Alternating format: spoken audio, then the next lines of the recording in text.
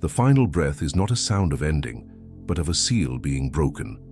In the profound silence that follows, a world awakens that has always existed, just beyond the thin veil of our physical senses. For millennia, humanity has stared into that silence, asking the same question. What happens in the very next moment?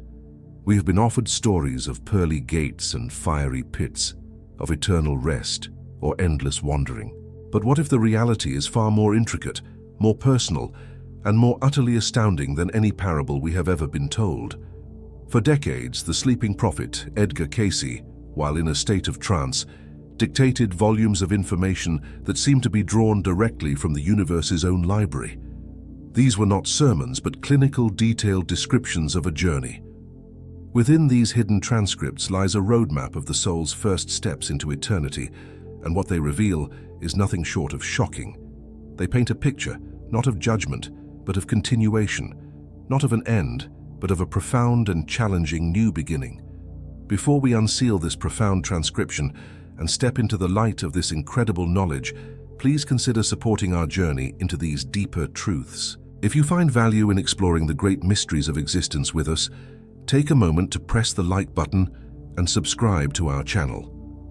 Your support allows us to continue bringing these transformative insights to light, ensuring this wisdom reaches all who seek it. Thank you for being a part of our community. Number 1. The initial bewilderment and the gentle unveiling. The most prevalent misconception about the moment of transition is that it is an instantaneous event, a sudden flash of light and a complete awareness of one's new state. We imagine the soul shooting out of the body like a champagne cork, immediately free and all-knowing. The Cayce readings, however, describe a far more compassionate and, frankly, more psychologically sound process. The first experience for many souls is not one of celestial choirs or a booming voice from the heavens, but one of subtle and profound confusion. It is a state of bewilderment, akin to waking from an incredibly vivid and lifelong dream, only to find yourself in a room you do not recognize. The soul often retains the consciousness and concerns of its earthly life for a period. It may try to interact with loved ones, confused and frustrated as to why they are not being heard or seen.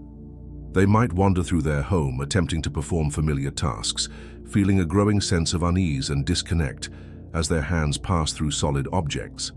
This is not a punishment or a state of being lost in the frightening sense.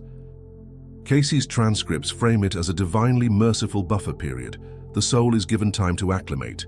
The shock of instantly comprehending the full magnitude of its new reality, the severance from the physical, the vastness of the spiritual realm, would be overwhelming for most. Instead, the universe provides a gentle, gradual awakening.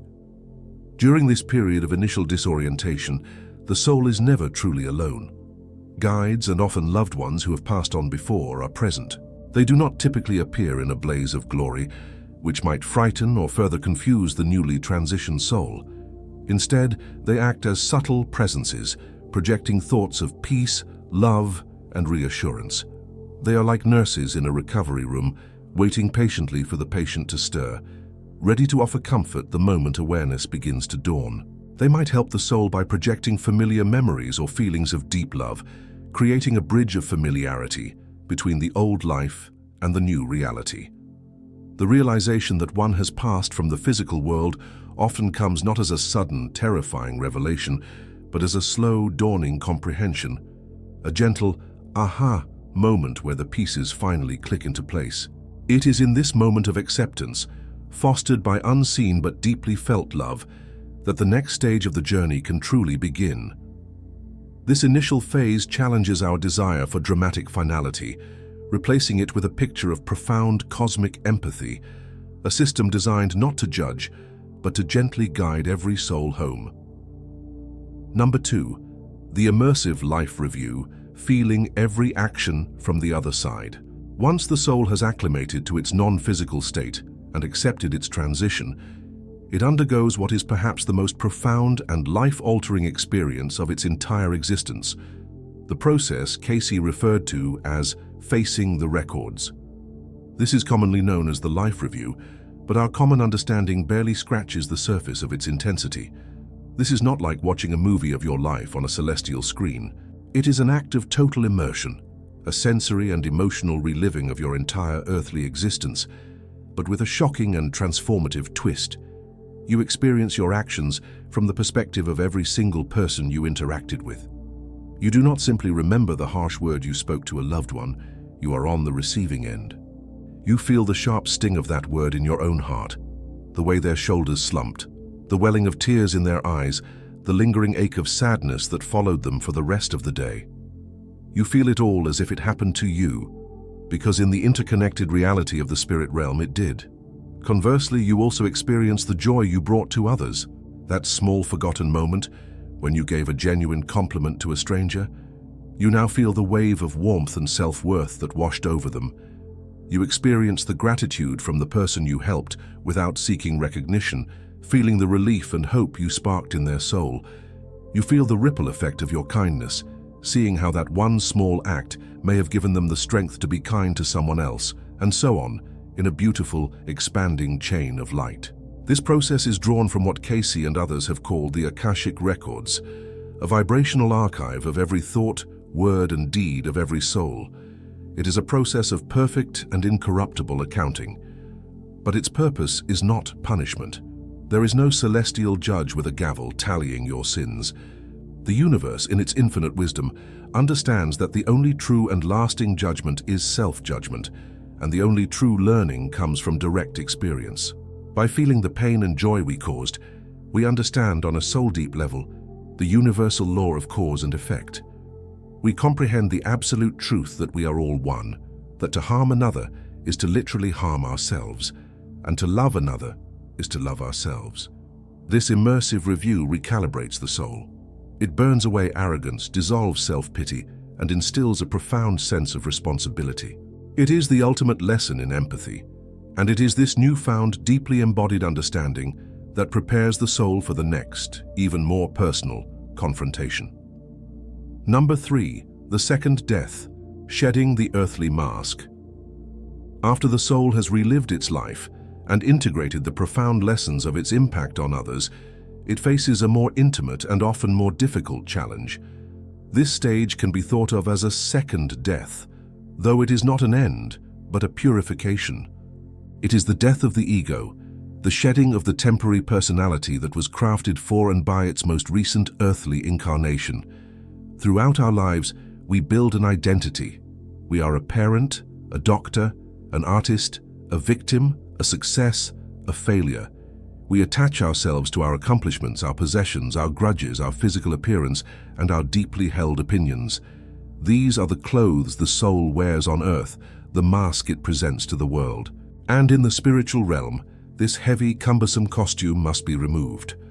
For a soul who was deeply identified with their wealth or career, this can be a wrenching process.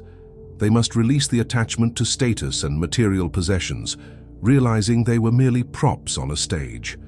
For a soul who defined themselves by a lifelong grudge or a deep-seated hatred, they must confront and release that toxic energy, which now clings to them like a shroud, preventing them from rising into higher vibrations of love and light. This is the confrontation with the self. The soul stands naked, stripped of all its earthly labels and defenses. It must look at the patterns it repeated, the fears it clung to, the self-deceptions it maintained. It is a process of letting go of the I that was John Smith or Jane Doe and reawakening to the eternal I am of the soul's true nature. According to the Cayce material, this stage can be incredibly varied in its duration and difficulty. Souls who lived lives of humility, service, and self-reflection find this process relatively easy, like taking off a coat at the end of a long day. However, souls who were consumed by materialism, power, or unresolved anger may struggle intensely. They might cling to these old identities, refusing to let go, and in doing so, they keep themselves bound to lower, denser astral planes that mirror their internal state of being. It's a self-imposed purgatory. Guides and helpers are ever present, offering love and encouragement, but the act of letting go is a choice that the soul itself must make. It is a profound act of surrender, a release of all that is not essential, and it is only after this purification, this shedding of the false self, that the soul is light enough to ascend and truly comprehend its place in the grand cosmic order. Number 4. The law of attraction. Finding your vibrational home.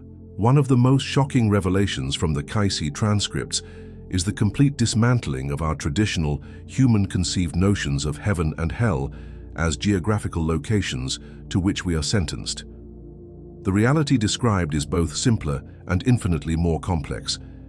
It is a reality governed by the law of vibration or the law of attraction. After death, a soul is not sent anywhere. Instead, it naturally and automatically gravitates to a plane of consciousness, a realm of existence that perfectly matches its own predominant rate of vibration developed during its earthly life. Think of it like a series of tuning forks, each vibrating at a different frequency.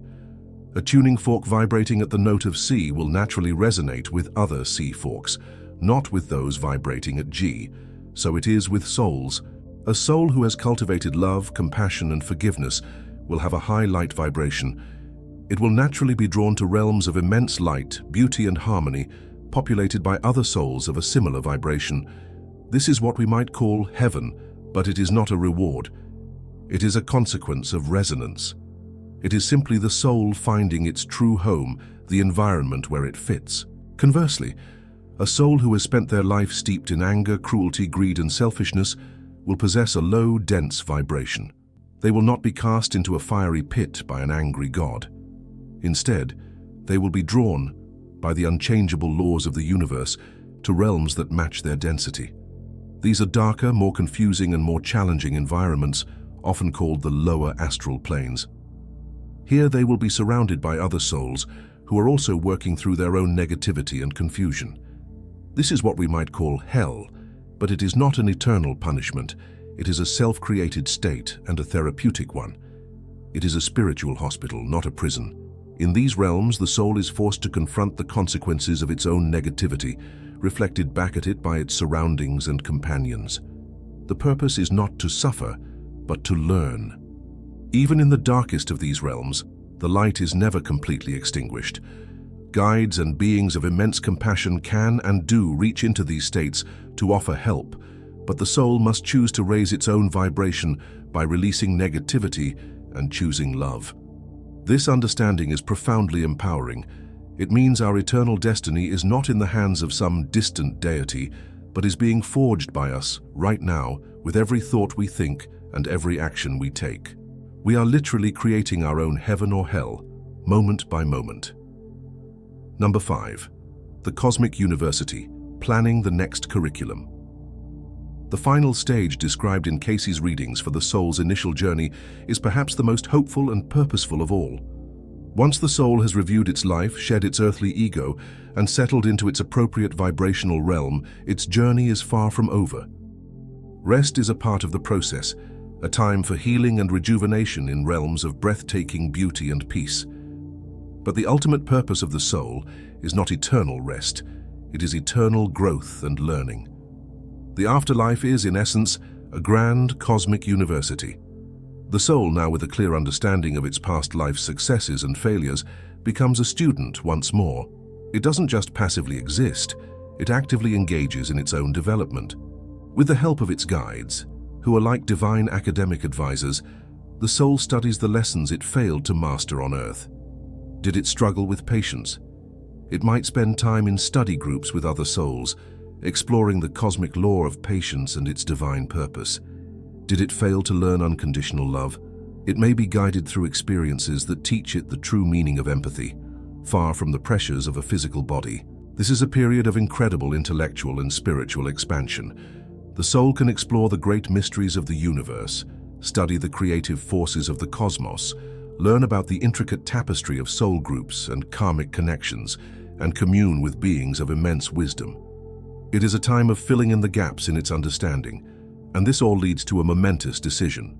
Having studied its past performance and learned new universal principles, the soul, in consultation with its guides and its own higher self, begins to design the curriculum for its next great lesson, its next incarnation on Earth.